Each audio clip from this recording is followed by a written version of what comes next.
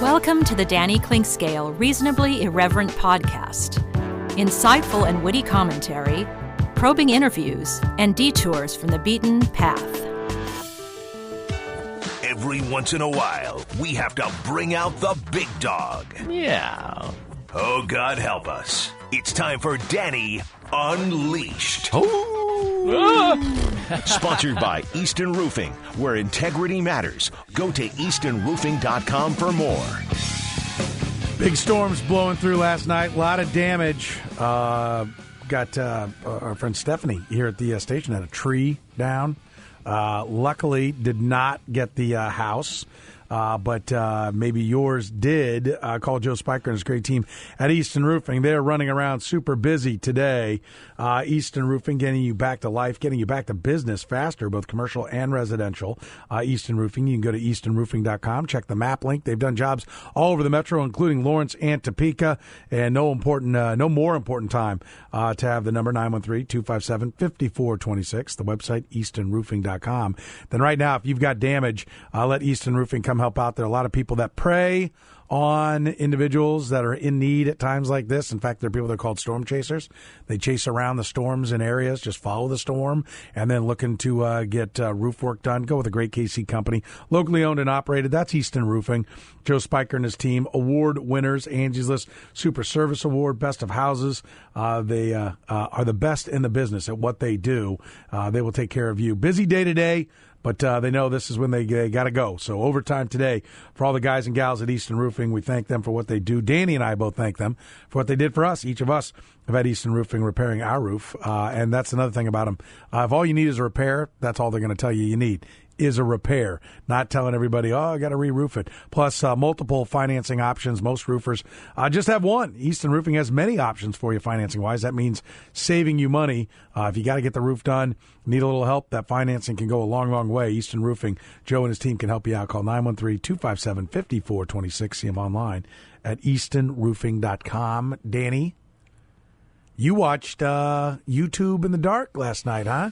Yeah, that was, we were settling in for a movie, actually the conclusion of a movie we'd started the night before, and just as we got about 2 minutes in, that was the end of power for us until at least 1 o'clock in the morning. I didn't know quite when it was when it went back on, because all that happened was I was laying in bed and my clock started flashing again. So, because you keep it flashing? That's what you do? No, when it comes back on. I know. You said keep it. It started flashing again, and I was like, oh, okay. Oh, the power came on like for a minute at like one, and then again at 2, because my wife came in and said, the power went back off. I'm like, oh, dandy.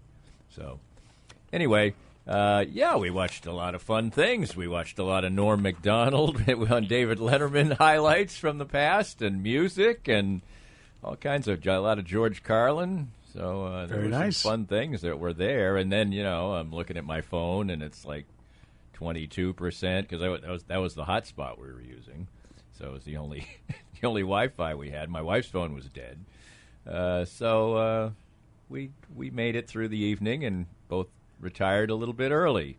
Okay, but then stuff comes back on, and so your whole night's sleep is ruined. We had a lot of hail too. Did you have hail? Yeah, we had some. We had some hail, and we did have some slight branches down, nothing really big, but my deck has got a bunch of wet leaves and twigs on it right now. Well, I'll throw some love to tomorrow. I'll throw some love to another sponsor, All Weather Decks. I went out there and watched the lightning. It was unreal. It was an unbelievable show. And I went outside. I've got the dry underdecking, so I just sat there. I was like, wow, let's grab a Corona, and we'll sit here and watch the lightning. And it was amazing the way it was dancing across the sky. I mean, I have not seen that kind of lightning show in a long time. One of the coolest things that I've ever, and certainly the most unbelievable lightning show I've ever seen, was same situation. We had a suite in Puerto Vallarta that had a covered deck, and we had these thunderstorms. And they were like, this was like the Battle of Britain. I mean, it was unbelievable. It was like last night times 10. Wow. And I just stood there with a beer in my hand, or 3, and watched this go on. And then the next morning, it's a sandy area, and it looked like it never had rained. I'm sitting there going, these houses are coming off the cliff. There's no way. All these fancy houses are lighting up in the sky, and it was incredible. It was an incredible sight. So I know exactly what You can, as long as people don't get injured and there's not horrible consequences, it's quite a show. There's no question about that. Danny, one up our clink scale. Got to one up my story. 10 times better. I wasn't trying his to. lightning show. You know what? 3 beers he was drinking. Not just one Corona. He was 3. Sucking out 3 beers at once. Old one up your clink scale. I wasn't trying to one up you. I know. I'm just busting chops. You know what? You can't. You had your experience. You don't know what mine was, so yours was just as good. That's right. That type of thing. It's like when you're saying it's okay I'm dirt poor because I don't know the difference. No, all right. I was going to say your experience sounds much cheaper. You don't even know you're a fat ass, right? Because you don't know what it is to be in shape. Is that what you're saying, Danny? Is that exactly? Okay. Exactly. Okay. Let's make sure we get that all nailed down. It's kind of everything's context. My wife and I are going on a driving trip to Yellowstone here in about 3 weeks. And when I went on my original trip to the Black Hills that I wrote my book about, the first time you see these great vistas, the first day, you're like your breath is taken away, and then it becomes normal. And then, by the 4th day, you're like, oh, that's okay, that's nice. That's nice. Yeah. Not really. I mean, it's still spectacular, but the first time, it's like, oh my God. It's like when you drive west and you see the Rockies, and they're there, and they're like, I did that with my daughter. I'm like, look, there it is. Oh, man, I can't believe we can see it. We're still in Kansas and we can see it. And then I quickly, it took me about another 40 miles. I realized, those are clouds. We're not seeing the mountains yet. I'm an idiot. Nice. I'm selling my daughter on. Look at this. We're still in Kansas and you can see them. I didn't remember that last week because it's been since I was a kid that I drove to Colorado. Right. So I totally oblivious to what the experience was. And I remember seeing the mountains and thinking, God, they're big. And I'm like, there they are. Look at them. They're massive. Cloud formation. Holy cow. I kept driving. I'm like, how have we seen them, man? We're a long way away still. We're in Overland Park. This doesn't seem right. It was clouds created by the mountains, right? They were the clouds that were just coming over the mountains and everything. But I was like, that's not them. That's not the mountains. My bad. False alarm. But they're coming. Mountains are coming. They're coming. But they're not as impressive as those clouds were. I'm going to tell you. Those clouds were something. Right. When you see them from Kansas. We do have we could still smell the stench of the, feed or slaughterhouses or whatever the hell's out there in western Kansas. I mean, I'm not going. You been through some of those towns? Oh yeah. Holy, I've got a sweet. The consecutive years, UMKC played Oklahoma State in Stillwater, and our swanky drive up to the door Holiday Inn or whatever it was that we stayed in was right next to a pig farm. Oh, my God. Downwind. It is. And one of those hotel rooms that has the air conditioner that just sucks the air. Sucks the air in from the outside. So I might as well have been sleeping in the pig factory. So anyway, that was wonderful. By the way, yes, Joe, clearly so swamped he's got time to text me. Joe Spiker from Easton Roofing. He is busy today, though. I'm just busting his chops. He said, and this is a great point. He listens because neither one of you two boobs picked up on this. He goes, yeah, that geography minor of yours really comes in handy going to Colorado, huh? I nailed it. I do have a minor in geography, by the way. Oh, very nice. Completely worthless. Really? Yes. Well, that broadcasting degree is just aces, too. Not much. Coming from the comms major with a minor in philosophy. A lot of dollars changed hands, and I didn't get a whole lot, I'll be honest with you. Minor in history, and I was glad that I took the amount of history I did that tallied up to a minor. So I'm happy I did it. Has it translated into anything for me? Have I written a treatise or taught? No, but I'm happy I did it. Apparently you've bought a thesaurus. True. Okay, so we got that going. I graduated high school 2 months before I turned 20.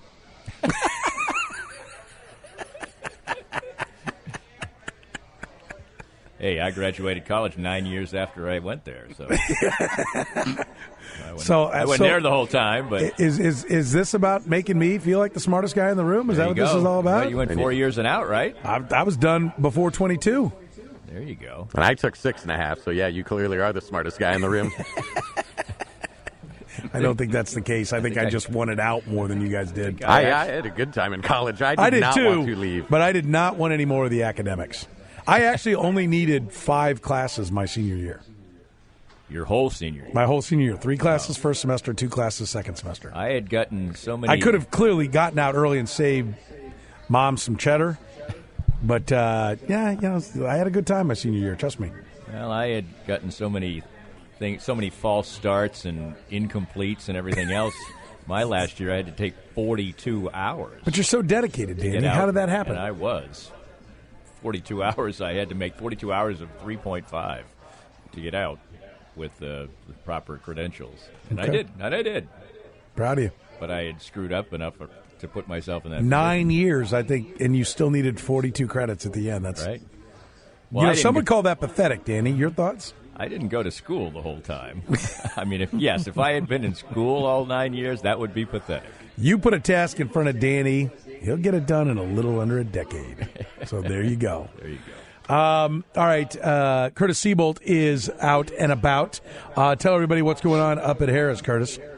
Well, it's the Kansas City Premier Memorabilia and Card Show. It's today through Sunday at the Harris Hotel, Kansas City. It's next to the casino. We are in front of Tahoe 1. Just you park in the hotel parking in front, head into the lobby, go left, down as far as you can, turn right, you can't miss it. Over 100 sports card and memorabilia dealers from around the Midwest will be here between now and Sunday, and some special guests will be here tomorrow and Sunday. Appearing tomorrow, Whit Merrifield, Alex Gordon, Amos Otis, Freddie Patek. 6 members of the 85 World Champions will be here, including Frank White, Willie Wilson, Danny Jackson, and Buddy Biancalana. And if that wasn't enough, Mike Boddicker will be here. Appearing Sunday, Tyreek Hill, Clyde Edwards-Hilaire, Nicole Hardman, Daniel Sorensen, Derek Nottie, and former Chiefs great Tamba Ali. And it's more than just what you can get. If you have memorabilia, you can get it appraised and authenticated here on site. So if you have something you think is of value, bring it in and find out.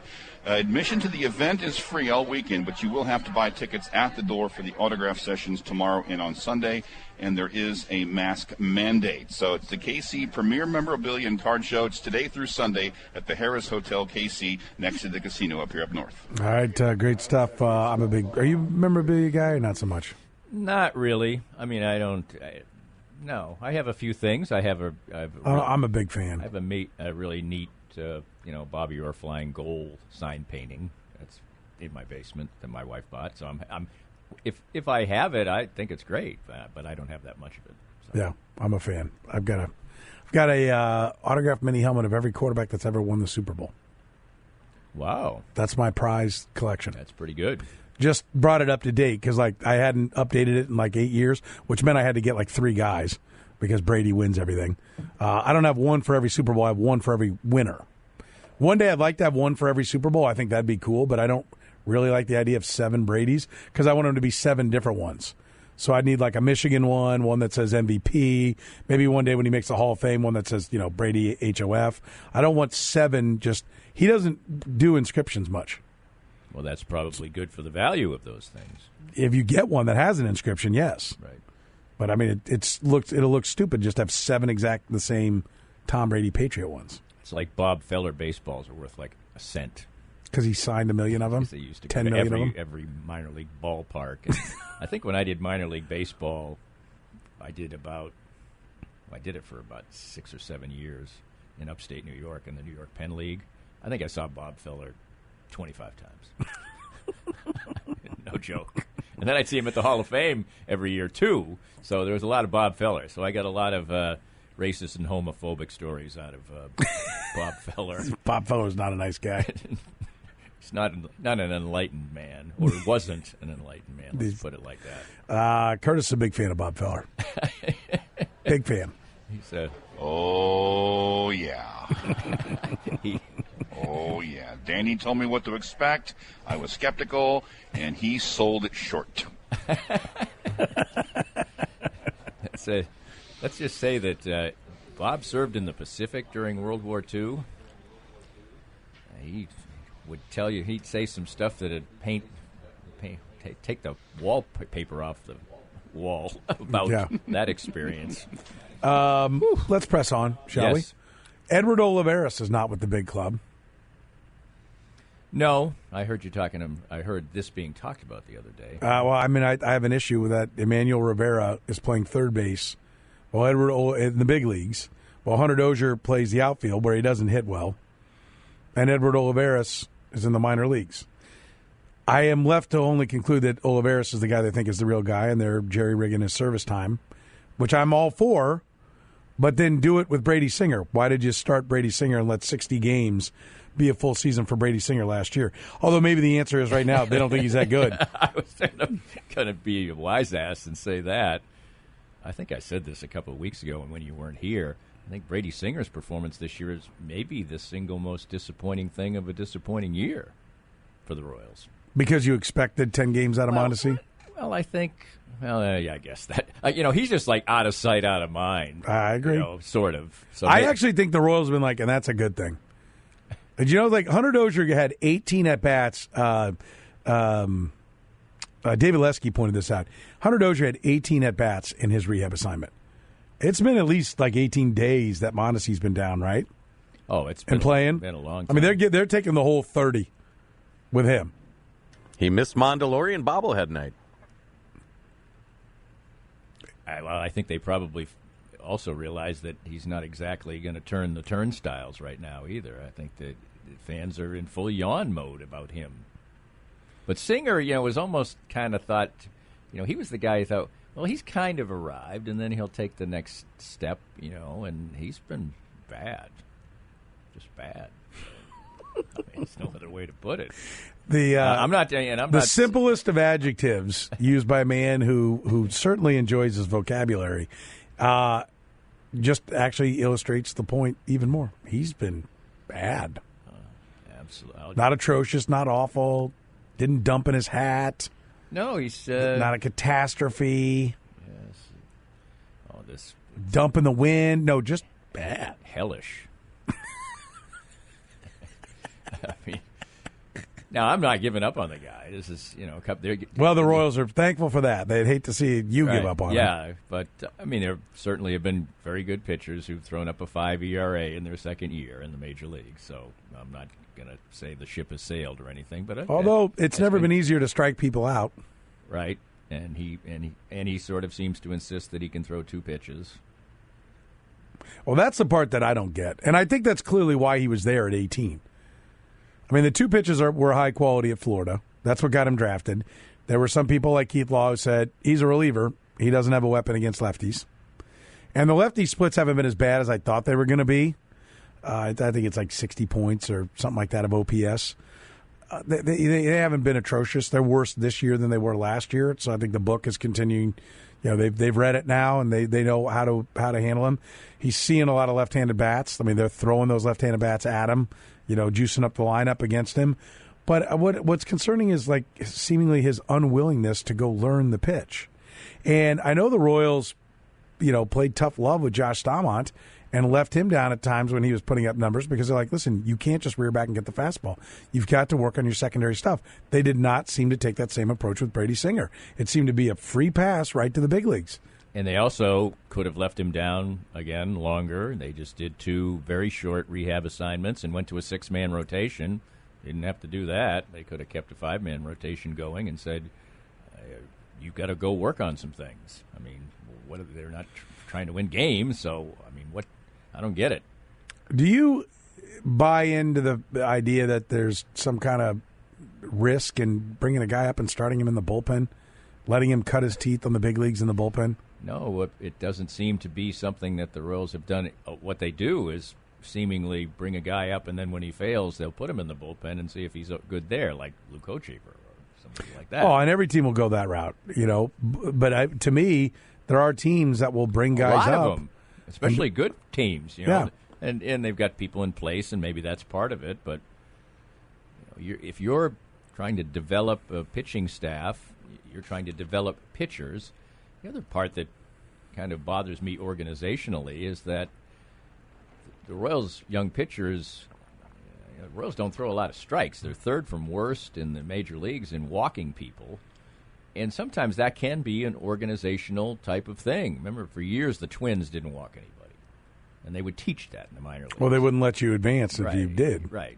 You've got to throw strikes, and they never had, hard throwers necessarily or whatever. They usually had Kyle Gibson-like pitchers, but they threw strikes, Or Erickson, what was his first name? Scott Erickson. Scott Erickson, that type of guy. And big sinker. Right, but they threw strikes. So if they gave up 8 hits, well, they gave up 8 hits. If you give up 8 hits, Brad Keller the other day walked 5. Singer walked 3 and gave up 10 hits. Scott Erickson, one of my favorites. Why's that? Well, I grabbed him before he broke out in the first fantasy baseball league I ever participated in, and I won the league largely because he had a Cy Young caliber year. He won like 21 or 2 games that year. Always had the black glove. He liked the color black, so he would wear black shoes. I always enjoyed that. And then he married, who was the gal that was on the sidelines when Eric Dickerson was? Oh, I know who you're talking about. Latino gal. Don't remember her name, but I get the reference. Strong performance there, too. Lisa Guerrero? Lisa Guerrero, thank you. That's right, yeah. So what's not to like about Scott Erickson? Maybe he was a world-class horse's ass, I don't know. But well, at least those elements of him, for once, I was a fan of. This wasn't Scott Erickson had the chops, even if he wasn't a ball player. He might have done that in real life, even if he wasn't a major leaguer. Well. But not like I remember. You remember the relief pitcher Paul Assenmacher? Yeah. Back in the day for the Indians and the Cubs too. Yeah, right. And he was a good pitcher. Mm-hmm. Maybe the ugliest guy ever to put on a major league uniform. And remember when Fox first started doing baseball, they really made a point of, in their directorial stuff, they would show the pitcher and then they'd show some loved one in the stands. Right, jump cuts all the time, really lively cuts. So I desperately, absolutely remember like it was yesterday, a postseason where Paul Assenmacher was in there a lot because he was a left-handed, a loogie. And they'd cut to his bride, and she was a knockout, and he looked like a homuncula. I mean, you're like, here is Exhibit A, Major League ball player gets the girl. So, Paul, good on you if you're out there. I hope you're not a Kansas City resident. He's probably, it's a baseball marriage. They're probably divorced now. On that wonderful upbeat note, we'll take a break. Right. Danny Klinkskill's with us. Danny Unleashed, brought to you by our friends at Easton Roofing. Storms blowing through. A lot of people needing help. Call Easton Roofing today at 913-257-5426. Let their team go to work for you, whether it's residential or commercial. Gutters, they do that. The insulation as well. All the employees there, they're Easton Roofing employees. You're getting the best when you call Easton Roofing. Call 913-257-5426. See them online at eastonroofing.com. More of Danny's Reasonably Irreverent podcast after this. Joe Spiker, owner of Easton Roofing here. Well, it stormed. The last thing you want to mess with is dealing with it, but now you're stuck with dozens of people knocking on your door telling you everything they think you want to hear. Do not trust your biggest asset to a company that lies dormant until it storms, only to change their name and wither away after their substandard work is complete. Call Easton Roofing for a free roof evaluation. 913-257-5426. 913-257-5426. Easton Roofing. Integrity matters. All right, the Joe's Kansas City Barbecue burnt end of the hour answer. 2 players have hit 6 grand slams in one season. I asked for either one. Well, Griffey and Donnie Mattingly, aren't they? Right.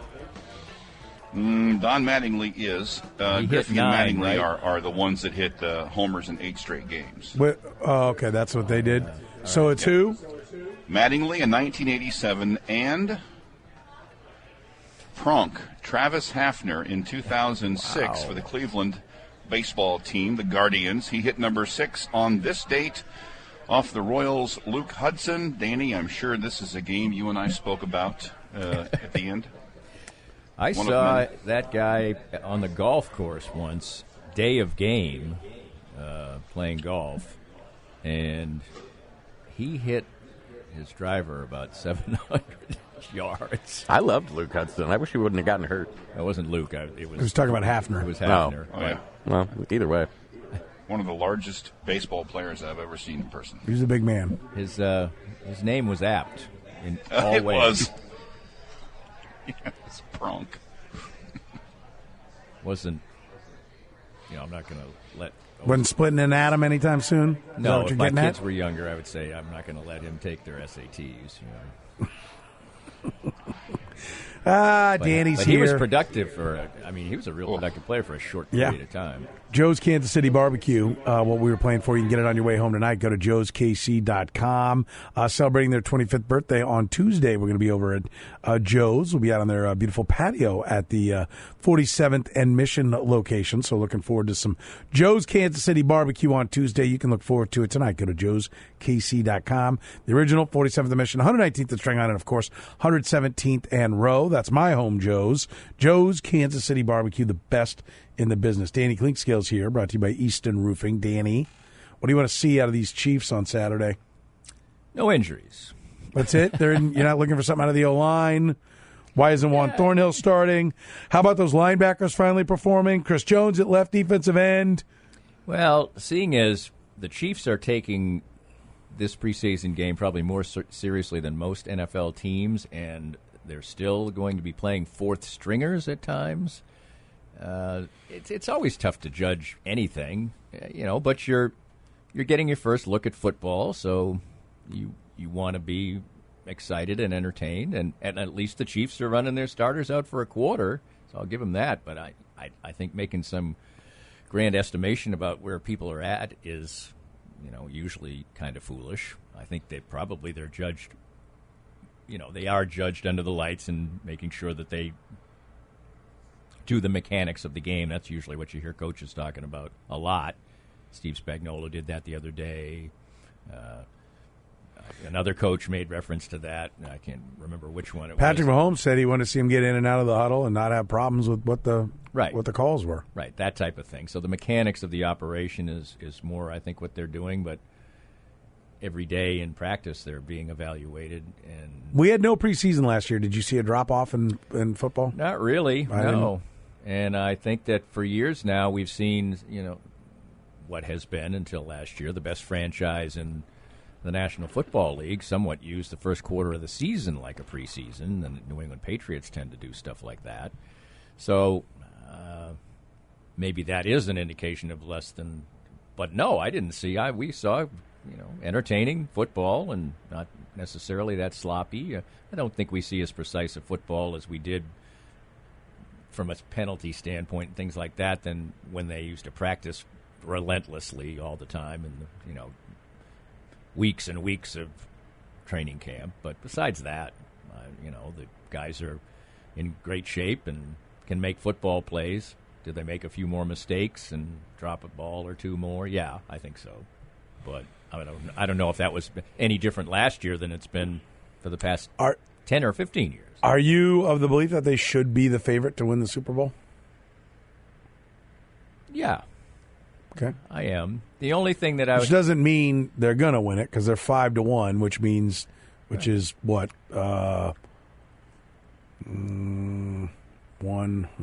16, 17% they're saying that they will win it.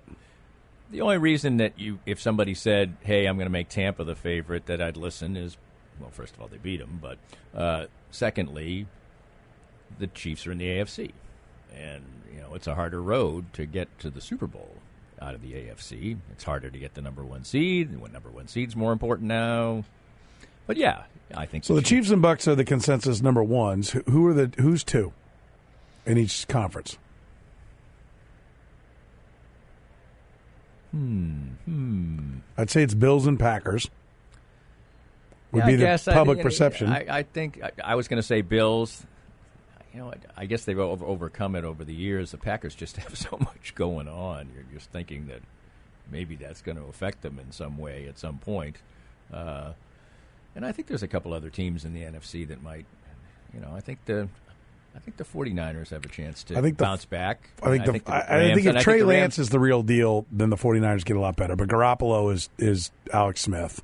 So that limits them. But I'm with you. I do think the 49ers are going to be really salty. I think the Rams are going to be salty. I think no one in the East is going to be salty. If somebody's going to muddle out of there 9-8 or 10-7 and take the division. And it'll probably be football team and Dallas, trying to Dallas all offense, football team all defense. Although Fitzmagic could make it interesting with Washington. I think in the NFC North, the Bears are going to give the Packers more of a fight than people realize. I think the Bears are a better team. I think Andy Dalton can do the Alex Smith thing. And if things break their way and break against the Packers, they could steal the division title, but they can't win 3 in a row against high-caliber opponents, I don't think.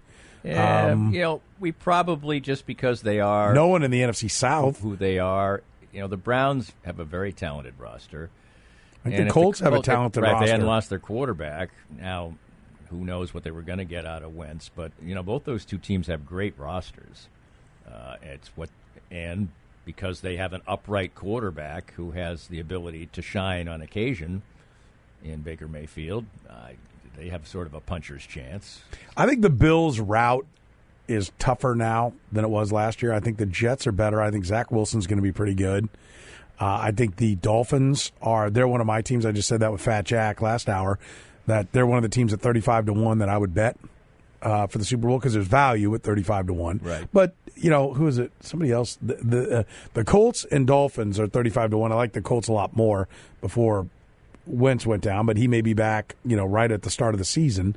Because they could be as little as 5 weeks, and they said he was walking without a boot and without a limp. Right. So if it ends up being 5 weeks and he's back in week 1, 2, or 3, then they've got a chance to I think, be a pretty good football team. Those are the ones I think have the most value. Have this ungodly schedule at the start of the year. Have you seen that? The Colts? Yeah. I think it's them. It's like 5 really good teams, because I think it was in the context of the fact that they were going to be missing Wentz. And I'm pretty sure it's the Colts, but look this up. Hang on, I had to get off my Lisa Guerrero search page here. Seahawks, Rams, at Titans, at Dolphins, at Ravens.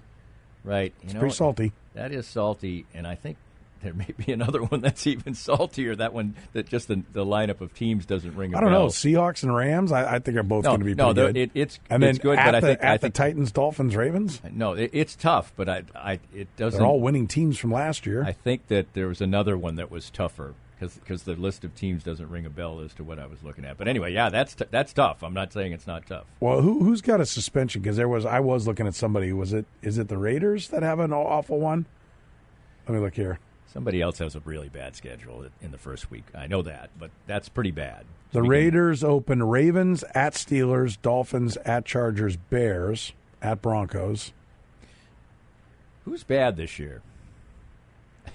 A bad team? Yeah, because it seems like there's quite a few, teams that you can dream on. Who's bad? The Lions are a disaster. Yeah, for sure bad. So who we got for sure bad this year? Okay, for sure bad. For sure bad is the Lions. The Jags are not ready. They're 6-11-ish. Bengals probably in that same company. Yeah, they're probably there. Although I've got a little more optimism for the Bengals, that the quarterback takes a big step forward. He's got Jamar Chase now. I don't think the Saints are that good. But the worst teams by odds are the Lions and Texans. Texans are awful. Right. That's probably. And then you probably get to the Jags, Falcons, Carolina. I don't see where Carolina's ready to get off the mat. The Jets going to be bad again, you think? I think they're 7-10. So they're going to improve. I kind of like the Jets over. I think it's at 6.5. But I don't love it enough. I don't know that I'll bet it. Because I feel like they're a 7-10 team, and so they need to, could they be 9-8? I think they could if Zach Wilson's the real deal. I think the Dolphins are the team that could kind of come from off the pace. If you want a loser to come to be a winner, I would back. Which way are the Cardinals going? I think they're going down because I think that division is impossibly tough. I think the Rams and Niners are beasts. I think the Seahawks are still good. I think the Cardinals could be 8-9 and be like the 6th best team in the NFC. Right, and they were 8-8 last year, and the Niners weren't very good because they had injury problems. I think the Niners are going to be good. I don't think the Saints are going to be much.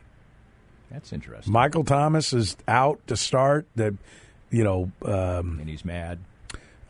Peyton Hillis, maybe the starting quarterback. That's not Peyton Hillis. What is it? Oh, I can't remember. Taysom Hill. Same thing. Might as well be the same thing. He was a fullback. Built the same way.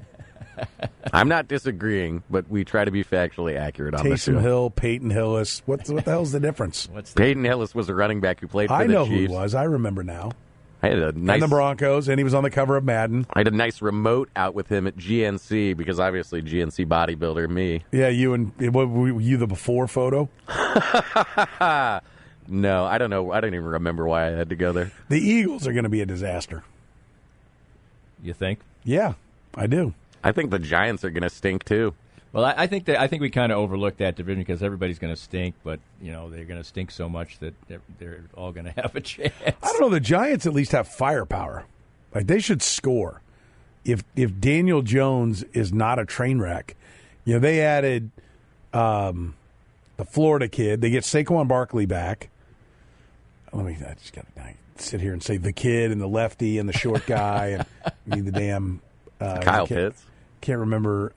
Is that his name? No. The tight end. No, I keep wanting to say Queth Dwaney. Hang on, let me just look it up. His name's not Queth Dwaney, for God's sake.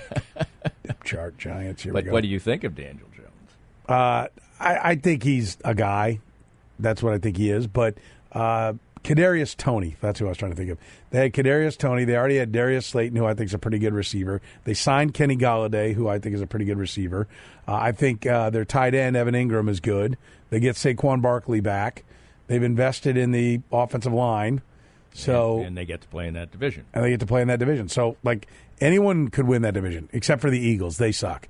And I can't believe anyone who was so beloved by Todd Haley is ready this quick to be a head coach in Nick Sirianni. Did you see his interview at halftime last night? I was probably the only one who stayed up and watched. They had that on NFL Network after they had the other game on. And it's like, he's Todd Haley. He's Todd Haley Jr. He's a smug. And I like Todd Haley, the guy. I got no problem with Todd Haley. But he's that smug kind of. I think Jalen Hurts stinks. I think that's the problem. Oh, I do too. I think they know it. That's why they're trying to trade for Deshaun Watson. Well, they don't have to trade. They released him, didn't they? Oh. Houston. I saw a headline yesterday. Houston releases. Was it fake? Was that fake Twitter or something yesterday? Fake news. Maybe it was. Maybe it was a completely fake thing. They said, interview with Steven. It must have been fake. But it was on my phone. I'm looking at it. I'm going, what? I'm thinking it would be somewhere on the main NFL page of ESPN if it actually occurred. Yeah, now you have me panicked. No, did I miss Deshaun Watson? Now I'm reading, remembering what was written, and I don't want to say it on the air because it was really. What was the paper called? The Onion? It seems silly now. No, it was. They said, see the Stephen A. Smith. It looked real, but I wasn't riveted to it.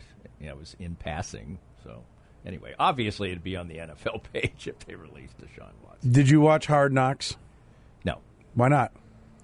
I have never watched Hard Knocks except when the Chiefs were on it. Why?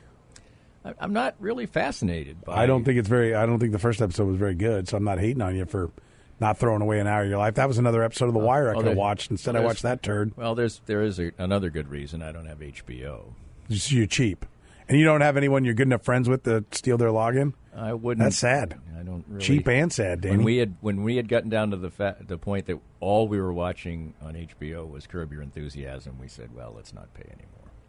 And there's all kinds of good stuff there. You didn't watch Game of Thrones, The Wire? No, we just don't. There's only so many hours in the day. I don't know how you watch those things. Well, I don't sleep much. That's how I watch it. I watch them from 12:30 to 2:30 or 3. And then back at it at 7. I guess because in my world, you work a lot during the day, and then I usually try to watch a couple hours of stuff with my wife that she wants to watch. Well, that doesn't happen. That's not. My wife doesn't watch TV, and she's sure as hell not going to watch it with me.